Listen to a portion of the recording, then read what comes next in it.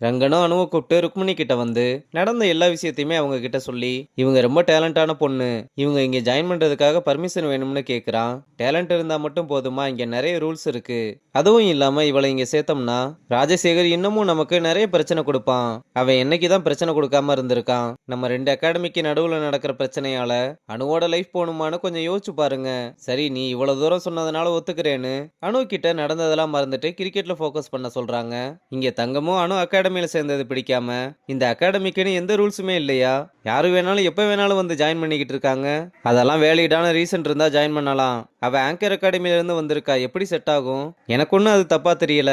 எனக்கு என்னமோ நீ அவ ஆங்கர்ல இருந்து வந்ததை நினைச்சு ஃபீல் பண்ற மாதிரி தெரியல, மணியை நினைச்சுதான் ஃபீல் பண்ற மாதிரி தெரியுது. தேவையில்லாம புலம்பிக்கிட்டு இருக்காம படுத்து தூங்குன்னு சொல்றா. இங்க தியோவும் அணுவை கூப்பிட்டு வந்து அவளோட ரூம்லயே ஸ்டே பண்ணிக்க சொல்றா. அவளும் நான் வந்ததுல இருந்து இங்க எல்லாருமே என்ன ஒரு மாதிரி பாக்குறாங்க. நான் ஒன்னும் இங்க பிளான் பண்ணி வரல. அதுவும் இல்லாம இங்க சில நாளா பிரச்சனை நடக்குதுல, அதுக்கு காரணமே ஆங்கர் அகாடமி தான். அதை கேட்டதுக்காக தான் என்ன வெளியே அனுப்பிட்டாங்கன்னு நடந்த எல்லா விஷயத்தையுமே சொன்னதும் தியோவும் எனக்கு புரியுதுன்னு அவங்களுக்காக அங்க பேசினதுக்கு தேங்க்ஸ் சொல்றா. அப்புறம் கேன்டீன்ல தங்கமும் மணியும் பேசி சிரிச்சுக்கிட்டு இருக்கும்போது தியோ அணுவை கூப்பிட்டு அங்க வர தங்கம் மணியையும் அணுவையும் பார்த்து முறைக்க ஆரம்பிக்கிறா. அங்க கட் பண்ணா வீட்டை நினைச்சு ரிஷியும் தனியா உட்காந்துருக்க.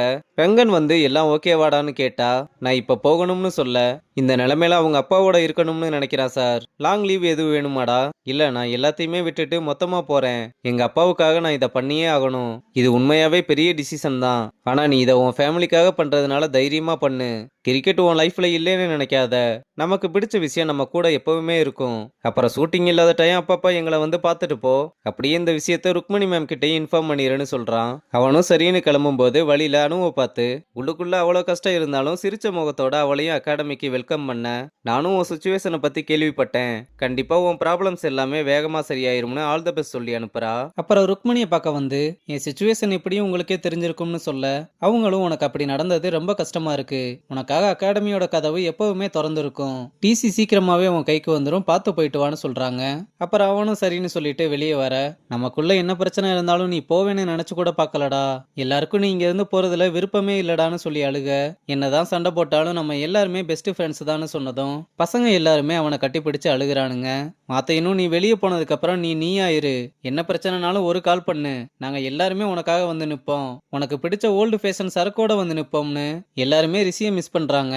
அப்புறம் ஹாஸ்டல்ல மணியும் ரங்கன் சார் சொன்ன மாதிரி இதை நீ உன் ஃபேமிலிக்காக பண்ணியே ஆகணும்னு சொல்றான். அப்பா எனக்காக எல்லாத்தையுமே பார்த்து பார்த்து பண்ணாரு, இப்ப என்னோட நேரம், இவ்வளவு பிரச்சனையிலையும் இது எனக்கு தெரியக்கூடாதுன்னு என்கிட்ட ஒரு வார்த்தை கூட சொல்லல, அவருக்காக நான் இதை பண்ணணும், நீ ஃப்ரீயா இருக்கும்போது வாடா, நம்ம எல்லாரும் சேர்ந்து விளையாடலாம், இனிமேல் இந்த மாதிரி நம்ம பேசிக்க முடியாதுன்னு மணி ரொம்ப அழுகுறான். அப்புறம் பசங்களும் அவனை கட்டிப்பிடிச்சு வழி அனுப்ப தங்கத்தையும் கட்டிப்பிடிச்சு நீ ஸ்ட்ராங்கா இருக்கணும்னு சொல்றான். அடுத்து ரங்கன் கிட்டையும் போயிட்டு வரேன்னு சொல்லிட்டு அவனோட கிட் பேக்கை மணி கிட்ட கொடுத்து நல்லா விளையாடணும்னு சொல்றான். மணியும் ஒரு நிமிஷம் இருடான்னு ஓடி போய் டிஷர்ட் எடுத்துட்டு வந்து கொடுத்ததும் அதை வாங்கி பார்த்து ரொம்ப சந்தோஷப்படுறதோட இந்த எபிசோட முடிச்சிருக்காங்க. இனிமேல் ரிஷியோட கேரக்டர் இருக்காதுன்னு நினைக்கிறேன். சீசன் 2ல வந்தாலும் வரலாம், பார்க்கலாம்.